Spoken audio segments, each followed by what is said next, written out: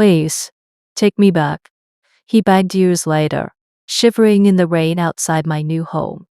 She left me with nothing. I just smirked, dangling the keys. You told me you'd never seen her. You chose your lie. Now live with it. The shock on his face was priceless. It was supposed to be our fresh start. You know, after 2 years of dating, me 38F and my boyfriend 33M finally moved in together. It felt like the next logical step. The thing you do when you're serious. I knew about his ex. Of course, the 7-year relationship that ended 4 years ago. The fact that they still lived together was weird. But his explanation almost made sense. He said she didn't have a job. They were still good friends. And she was an important person in his life. I accepted it because he swore it was over. When he asked me to move in, he told me AGD had the talk with her, that she understood he was moving on with me. He even mentioned she had a new boyfriend. I let myself believe it. I packed up my life, filled with so much hope, and moved into what was supposed to be our home. That feeling lasted for about 3 months. The illusion shattered last night. He was in the shower, and his phone was on the coffee table, face up. It lit up with a notification, and I saw her name. My heart did this weird little jump and sink thing. I've never been the type to snoop. I swear that a cold, sick feeling washed over me. A gut instinct so strong it felt like a physical push.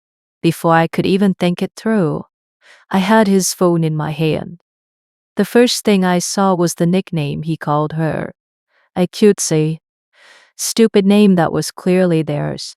And she had one for him, too. They were talking well, like a couple. My stomach just dropped. I kept scrolling, my thumb feeling numb.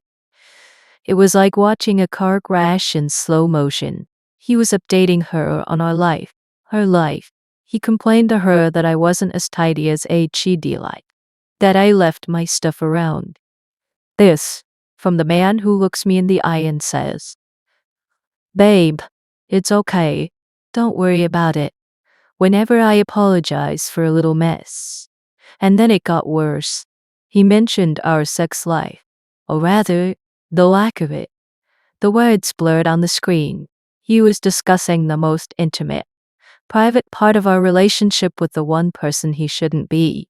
It felt like a violation on a whole other level. I felt dizzy, but I couldn't stop reading. I saw a message from her saying she missed the sound of his voice.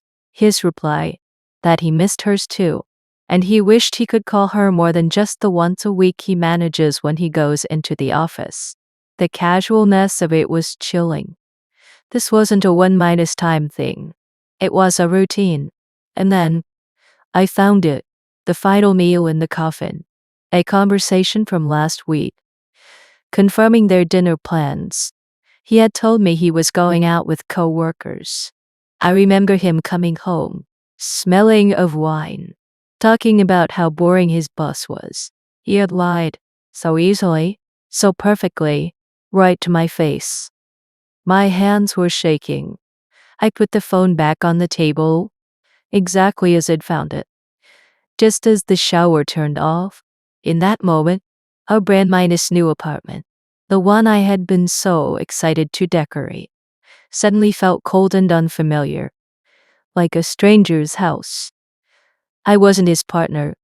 I was just the roommate he was reporting on.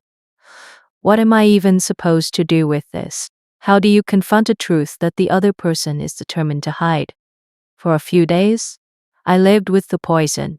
I'd watch him move around our apartment, smiling at me, and all I could see were the words on his phone screen.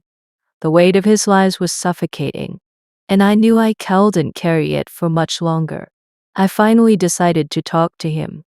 I didn't want to scream or throw accusations. I just wanted to give him one last chance to tell me the truth. I picked a quiet evening. After dinner, the TV was murmuring in the background, a hollow attempt at normalcy. I took a deep breath, my heart hammering against my ribs, and turned to him. Hey, I said, my voice steadier than I expected. Can we talk about us for a minute? He looked over, a little surprised, but he gave me that easy, reassuring smile. Of course, babe. What's up? I sat across from him, my hands twisting in my lap. I want to know how you think things are going, with us living together. Are you happy? I watched his face, searching for any crack in the facade. He didn't hesitate. Happy? I'm ecstatic, he said, and his voice was so sincere it almost made me doubt my own eyes. This is exactly what I've wanted. To come home to you. To build this life with you. I love this. He reached out to take my hand, but I pulled it back slightly. The warmth of his touch felt like a lie itself. This was it, the final door I could open for him. Okay, I said, leaning in. I could hear the pleading in my own voice. Is there anything else you want to tell me? Anything at all that you haven't been honest about? I am begging you, right now, to just tell me the truth. Have you made any lies at all? He held my gaze, his expression unchanging. There was a pause that lasted an eternity. In that moment, a desperate, stupid part of my brain prayed he would confess. And then he spoke, his voice calm and firm. No, he said, looking me straight in the eye. I have not lied to you. He shook his head slowly, as if he was disappointed I'd even ask. I have not seen her, not even once. He let out a small sigh. Look, I'll admit we've had a few phone calls, but that's it. We're just friends. It was like a switch flipped inside my head. All the anxiety and hurt just vanished, replaced by a strange, cold clarity. He wasn't just lying, he was performing, and he was so good at it. The man I thought I loved was right in front of me, telling me a story he had invented, without a single flicker of guilt. The phone calls, the dinner, the cutesy nicknames, it was all real. And he was erasing it from reality right in front of me. I knew then that I couldn't fix this. I couldn't even argue with it. It was like arguing with a brick wall. A long, silent moment passed between us. I stared at him, really seeing him for the first time. Then, the words came out, flat and empty. Let's break up. The second the words let's break up left my mouth, the man I was just looking at, the calm, collected liar, completely shattered. It was the most jarring transformation I have ever witnessed.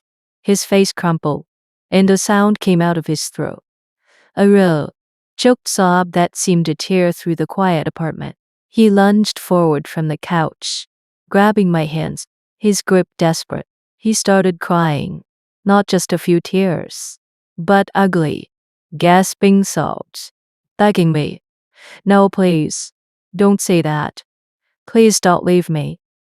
He kept repeating it over and over again, his words thick with tears. I love you, he insisted, his voice cracking. I want to be with you. I want to live with you, right here.